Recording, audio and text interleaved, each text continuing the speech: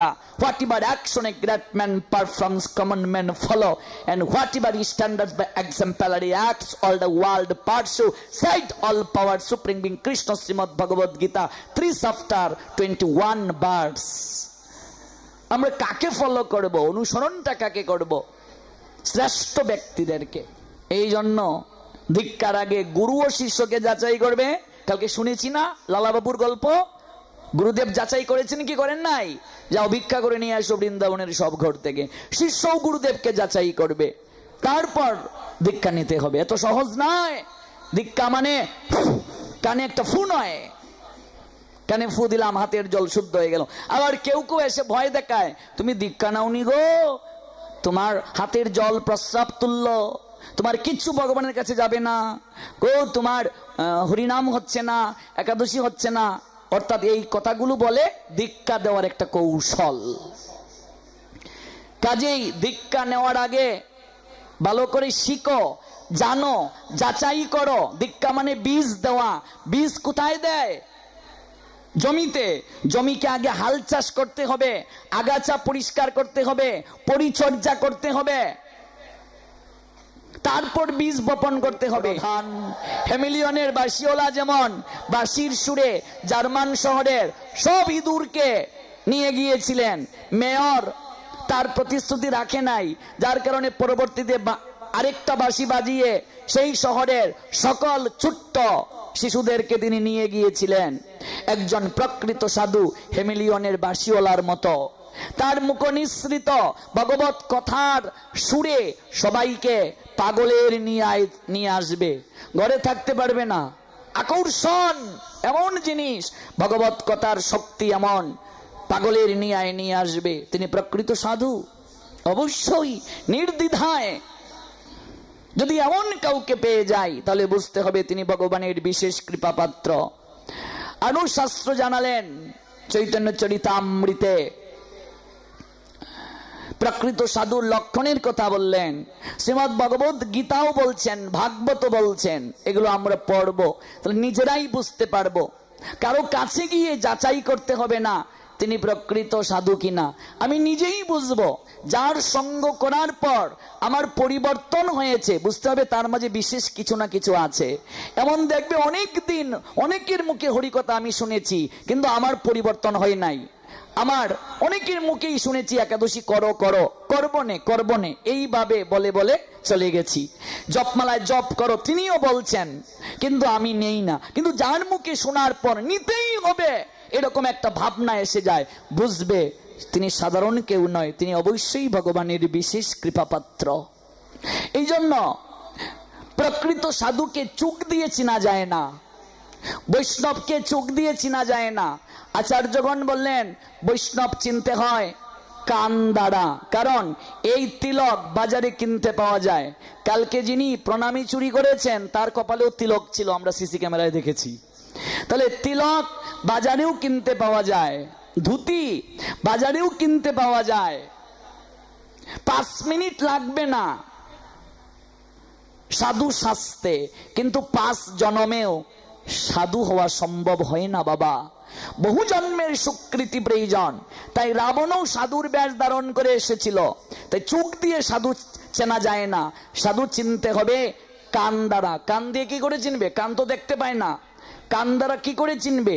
অর্থাৎ যখন তার মুখে হরি কথা শুরু হবে, আমার কর্ণমূল দিয়ে যখন প্রবেশ করবে, হৃদমূলে যখন গিয়ে আঘাত করবে, আমার মাঝে যখন পরিবর্তন আসবে, তখন বুঝতে পারবো তিনি প্রকৃত সাধু। সাধু কাকে বলে? স আকার ধৈর সুকার সাধু। স দ্বারা সমুদ্র, স আকার, আ দ্বারা আবর্জনা, ধু দ্বারা ধুয়ে ফেলা। সাধু হলেন সমুদ্র সদৃশ, তার নিকটে গেলে হৃদয়ের আবর্জনা ধুয়ে মুছে পরিষ্কার হয়ে যায়। জয় জয় শ্রী রাধে শ্যাম। তাহলে আমি নিজেই বিচার করতে পারবো প্রকৃত ভজনশীল সাধুকে। তার সঙ্গ করলেই বুঝতে পারবো, সঙ্গ না করলে কি কখনো বোঝা যাবে? সঙ্গের মাধ্যমেই বোঝা যাবে, সঙ্গ না করলে কখনো বোঝা যাবে না। এই জন্য দীক্ষা নেওয়ার আগে একটু যাচাই করতে হবে। গুরুদেব আগে আমাকে যাচাই করতে হবে, আমি তার সঙ্গ কয়েকদিন করব, করে দেখব যে আমি যার কাছ থেকে দীক্ষা নেব তিনি কেমন। কিন্তু বর্তমানে আমরা হুট করে দীক্ষা নিয়ে নেই, আর বর্তমানে কেউ কেউ দীক্ষাটাকে এমন একটা ব্যবসায় পরিণত করে ফেলেছে। আমি নাম বলবো না। আজকে একজন মাতাজি বললেন যে আমরা গিয়েছি, আমাদেরকে জোর করে দীক্ষা দিয়ে দিয়েছে, বলছে আমাদেরকে দীক্ষার পরে দক্ষিণা টক্ষিণা কিছু দেওয়া লাগবে না, 30 টাকা দিলেই হবে। 30 টাকা দিয়ে আমরা দীক্ষা নিয়ে চলে এসেছি। নাম বলবো না, কিন্তু দীক্ষা নিয়ে কোনো পরিবর্তন নাই। জোর করে দীক্ষা দিয়ে দিচ্ছে, কারণ যত পারিস মানুষ ধর, মানুষ ধরলেই টাকা আসবে। যত পারিস মানুষ ধর। প্রত্যেক দিন 1 টাকা করে রাখলেও 1 কোটি শিষ্য হলে তাহলে তো বুঝতেই পারছেন 1 কোটি টাকা ব্যবসা বৃদ্ধি। কাজে এরকম দীক্ষা গরু ছাগল রইল, দীক্ষা দিয়ে দিলাম মানুষ করতে পারলাম না, এরকম দীক্ষার দরকার নাই। দীক্ষা মানে দক্ষতা অর্জন করা। জোর করে দীক্ষা দেওয়া হয় নাকি? আমাদেরকে তো 1 কোটি টাকা দিলেও আমার গুরুদেব দীক্ষা দেবে না যদি আপনি 4টা আইন পালন না করেন। আমাদের গৌড়ীয় মঠ থেকে আপনাকে দীক্ষা নিতে গেলে 4টা আইন পালন করতে হবে। 1 নম্বর আইন, আপনাকে অবশ্যই পশু হিংসা বাদ দিতে হবে, অর্থাৎ আপনাকে নিবেদন করে প্রসাদ পেতে হবে। চা পান বিড়ি সিগারেট ইত্যাদি নেশা খেতে পারবেন না, গ্রহণ করতে পারবেন না। জুয়া জাতীয় কোনো খেলা খেলতে পারবেন না, অবৈধ মৈথুন কার্য করতে পারবেন না। এই 4টা আইন যে পালন করবে আমরা তাদেরকেই দীক্ষা দেই। আমাদেরকে 1 কোটি টাকা দিলেও আমরা দীক্ষা দেব না যদি এই 4টা আইন কেউ পালন না করে। তার কারণ কি? আমরা কোয়ালিটি চাই, কোয়ান্টিটি নয়। মানে অধিক শিষ্য হবে তা আমরা চাই না। আমরা চাই আমরা যাদেরকে শিষ্য করব ওরা যেন সিংহের বাচ্চা হয়, বাঘের বাচ্চা হয়। কোয়ালিটি। লোকনাথ গোস্বামীর একজন শিষ্য ছিল নরোত্তম, ভুবন কাঁপিয়েছে। এই জন্য দীক্ষার আগে গুরু ও শিষ্যকে যাচাই করবে। কালকে শুনেছি না লালাবাবুর গল্প, গুরুদেব যাচাই করেছেন কি করেন নাই? যাও ভিক্ষা করে নিয়ে আসো বৃন্দাবনের সব ঘর থেকে। শিষ্যও গুরুদেবকে যাচাই করবে, তারপর দীক্ষা নিতে হবে। এত সহজ নয়। দীক্ষা মানে কানে একটা ফু নয়, কানে ফু দিলাম হাতের জল শুদ্ধ হয়ে গেল। আবার কেউ কেউ এসে ভয় দেখায়, তুমি দীক্ষা নাওনি গো, তোমার হাতের জল প্রস্রাব তুলল, তোমার কিচ্ছু ভগবানের কাছে যাবে না গো, তোমার হরিনাম হচ্ছে না, একাদশী হচ্ছে না। অর্থাৎ এই কথাগুলো বলে দীক্ষা দেওয়ার একটা কৌশল। কাজেই দীক্ষা নেওয়ার আগে ভালো করে শিখো, জানো, যাচাই করো। দীক্ষা মানে বীজ দেওয়া। বীজ কোথায় দেয়? জমিতে। জমিকে আগে হাল চাষ করতে হবে, আগাছা পরিষ্কার করতে হবে, পরিচর্যা করতে হবে, তারপর বীজ বপন করতে হবে। জমির মাঝে আগাছা রইল, হাল চাষও করলাম না, কিচ্ছু করলাম না, এসে একটা বীজ দিয়ে দিলাম, এই বীজ অঙ্কুরিত হবে না শুকিয়ে যাবে? বর্তমানে তাই হচ্ছে। এই জন্য ইয়াং জেনারেশন যারা আমাকে যারা ফলো করো, আমি তাদের নিকট অনুরোধ রাখবো, দীক্ষা এত তাড়াতাড়ি নেওয়ার প্রয়োজন নেই।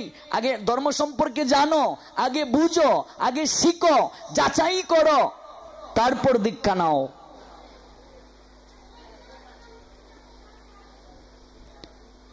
গুরুকরণ আমরা করছি, অনেকে গুরুদেবের নাম বলতে পারে না, দীক্ষা নিয়েছে। বীজ মন্ত্র কি গুরুদেব দিয়েছেন বলে মনে নাই। এক জায়গায় আমি গেছি বরিশালের এইদিকে, গোসাই আমার গুরুদেব বীজ দিয়েছিলেন মনে নাই, আপনি একটু বীজগুলো বলে যাবেন। আমি বলছি তোমার গুরুদেব বীজ কি দিয়েছে আমি কি করে কইমু? আমি তোমার কি দিয়ে যাইমু? নিজেই আমি শিষ্য হতে পারিনি। আরেক জায়গায় এই ব্রাহ্মণবাড়িয়া জেলার নাম বলবো না, একজন পায়ে পড়ে ধরেছে, পা ছাড়ুন, আমাকে দীক্ষা দিয়ে যান। বলছে আমি কি দীক্ষা দেবো, আমি তো নিজেই শিষ্য না। না হইলে অর্ধেক দীক্ষা, একটু হইলেও দীক্ষা দিয়ে যায়নি। আচ্ছা একটু দীক্ষা খেতে খোঁজে, মানে আমরা মনে করি কাউকে একটু ভালো লেগে গেল, আমার পাক একটু ভালো লেগে গেছে বলি আমি গুরু হয়ে গেলাম, আমি আমার গুরু হওয়ার যোগ্যতা আমার আছে, আমি দীক্ষা দেব। আমি তো শিষ্যই হতে পারিনি এখনো। শিষ্য হতে গেলে যে কোয়ালিফিকেশন দরকার এইটাই তো আমার মাঝে নাই। গুরু মানে কি? ভগবানের সঙ্গে যার সম্পর্ক, যিনি আমাকে হাত ধরে ভগবানের কাছে নিয়ে যাবেন। একজন সুন্দর পাঠ করলো বলেই তিনি গুরু হওয়ার যোগ্যতা হয়ে গেলেন, এমন ভাবা যাবে না। গুরু হওয়া এত সহজ নয়। আমরা সবাই গুরু হতে চাই, শিষ্য হতে কেউ চাই না, যার কারণে এই সমস্যা। বাবা ভুল বলছি না তো? সবাই গুরু হতে চাই, আমরা সবাই শাসন করতে চাই, কিন্তু ভুলে যাই আগে শাসন গ্রহণ করার যদি যোগ্যতা অর্জন করি, একদিন আমি শাসন করতে পারবো। কিন্তু আমি শাসন আগে গ্রহণ না করে শাসন করতে চাই। আমি নিজে শিষ্য না হয়েই গুরু হয়ে যেতে চাই। আমি যদি প্রকৃত শিষ্য হতে পারি, একদিন না একদিন গুরুর স্থানে যাওয়া যাবে কি যাবে না? অবশ্যই যাওয়া যাবে। এই জন্য যাচাই করুন, যাচাই করাটা খুব দরকার। যে কেউ আসলো তার কাছ থেকে দীক্ষা নিয়ে নেব, আগে যাচাই করব তাকে, তার সঙ্গ করব, কিছুদিন তার সঙ্গে থাকব, দেখব তার কথা কাজে মিল আছে কিনা, তার আচরণ ঠিক কিনা। তিনি পাটে বড় বড় কথা বলেন, কিন্তু তার আচরণ জীবনে ঠিক আছে কিনা, এগুলো দেখা দরকার, জানা দরকার। সঙ্গ করে তারপর আমি সিদ্ধান্ত নেব। এটাই শাস্ত্রের কথা, এটাই আচার্যগণের কথা। হাজার হাজার শিষ্য করে গেলাম, শিষ্যের নাম পর্যন্ত জানি না, তাহলে কি করে গুরু আমায় উদ্ধার করবে? আমার নামেই গুরু জানে না, গুরুর সঙ্গে আমার সম্পর্ক নেই। বর্তমানে ভিডিও কলে দীক্ষা দেয়া হয়,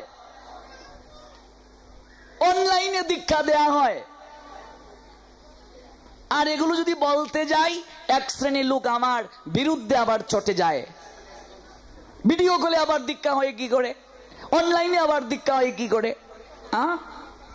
গুরু শিষ্যের সম্পর্ক হবে, অনলাইনে কি দীক্ষা হয়? ভিডিও কলে দীক্ষা হয়?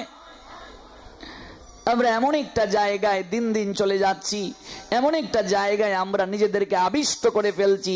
এই অপ্রিয় সত্য কথাগুলো অনেকেই বলে না বলেই আজকে সমাজে এই বিষয়গুলো ঘটছে।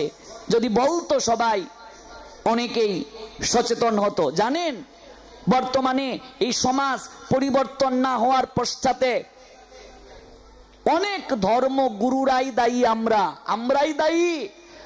কিছু মেউ পাঠক দেখবেন, মেউ পাঠক বুঝেন? মেউ পাঠক, আমাদের মতো কিছু পাঠক আছে, মেউ পাঠক। ওরা বাস্তব সত্য কথা বলবে না।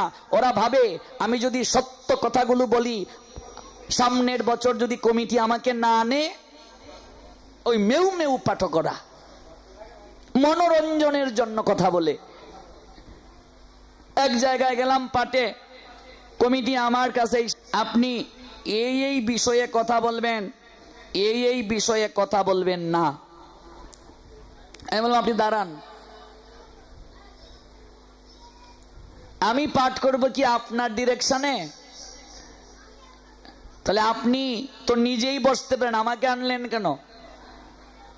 শ্রীমদ্ ভাগবত পাঠ লিখলেন, বলেন শ্রীমদ্ ভাগবত শব্দের অর্থ কি? পণ্ডিতি করেন? পণ্ডিতি সব জায়গায় খাটে না, চাপা মারবেন না।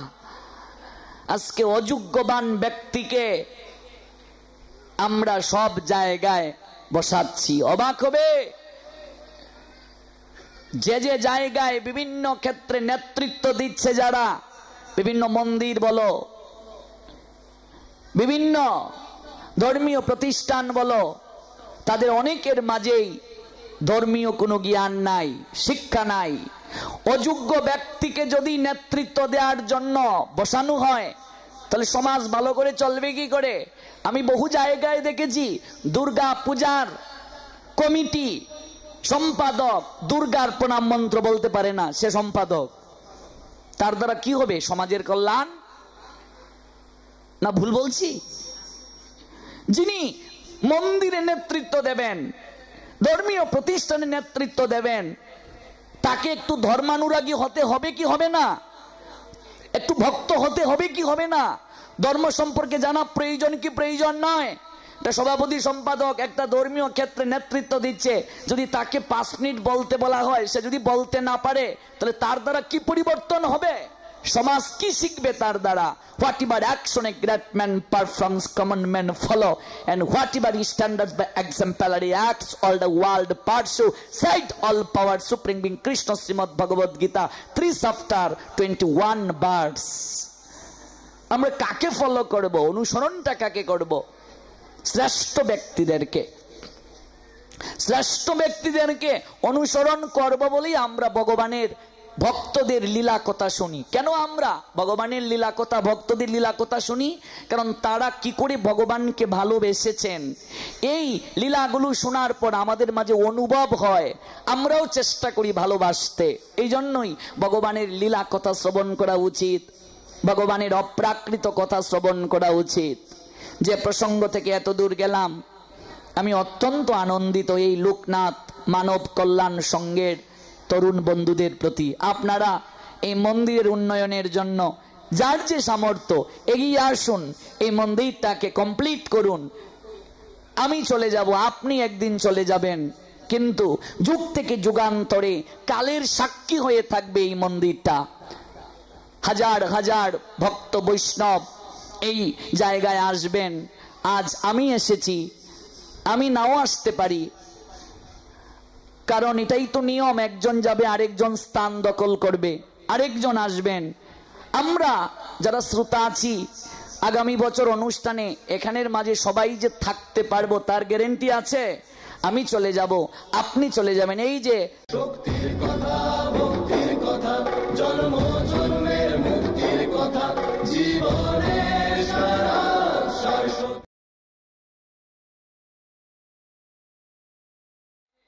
কমিটি আমার কাছে এসে বলছে